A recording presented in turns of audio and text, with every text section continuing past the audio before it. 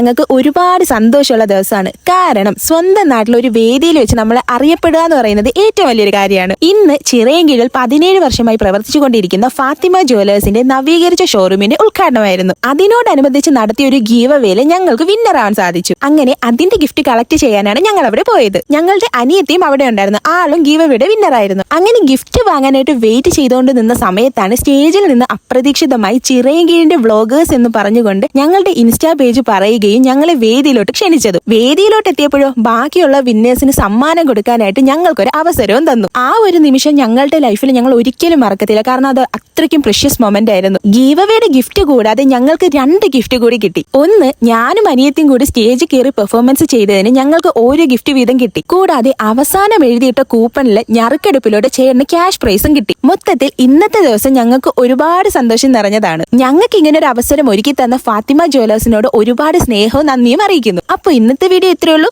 By.